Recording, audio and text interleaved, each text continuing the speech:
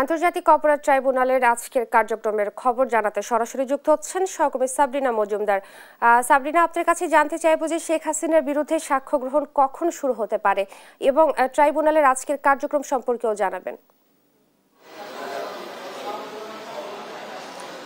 মনি, গেল বছরের July August গণ অভ্যুত্থানের সময় যে মানবতা বিরোধী অপরাধ সংগঠিত হয়েছিল, সেখানে যে মামলা হয়েছে ট্রাইব্যুনালে, অর্থাৎ সেখানে শেখ হাসিনা এবং সাবেক প্রধানমন্ত্রী শেখ হাসিনা, আসাদুজ্জামান খান কামাল এবং সাবেক আইজিপি চৌধুরী আব্দুল আলম মামুন, সেই মামলাটিরই আজকে স্টার উইটনেস অর্থাৎ আমার দেশ পত্রিকার সম্পাদক এবং এনসিপির যে আহ্বায়ক নাহিদ ইসলাম, তাদের আজকে সাক্ষ্য দেওয়ার কথা রয়েছে।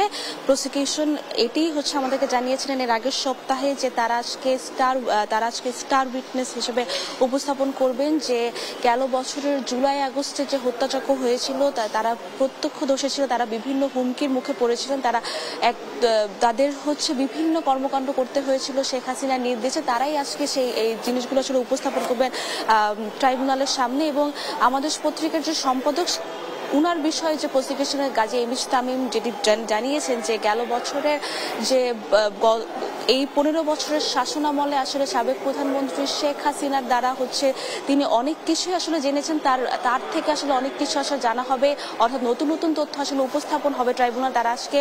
এবং এই পুরো প্রেক্ষাপট, জুলাই আগস্টের প্রেক্ষাপটে কিন্তু এখন পর্যন্ত 45 জনের সাক্ষ্য গ্রহণ শেষ হয়েছে এবং সেখানে কিন্তু প্রতিনিয়তই যারা সাক্ষ্য দিচ্ছেন তারা এই জুলাই আগস্টে কি কি ঘটনা ঘটেছে হাসপাতালে, রাস্তায়, এবং তাদেরকে কি কি সম্মুখীন হতে হয়েছে গেল বছরের জুলাই আগস্টের সময়, সেগুলো কিন্তু তথ্য উঠে এসেছে। এবং আজকেও আমরা এখনো বিচার কার্য শুরু হয়নি, 11:30টার দিকে সাক্ষ্য গ্রহণ শুরু হবে। তখন প্রথমে আমাদের সম্পাদক মাহমুদুর রহমান তিনি সাক্ষ্য দিবেন। তার থেকে জানা যাবে যে এই যে 15 বছরের শাসনামলে বিভিন্ন জায়গায় যে সাবেক প্রধানমন্ত্রী শেখ হাসিনা বিভিন্ন জায়গায় যে হুমকি দিয়েছিলেন, কাউকে গুম করেছিলেন, সেই তথ্যগুলোও কিন্তু আজকে উঠে আসবে।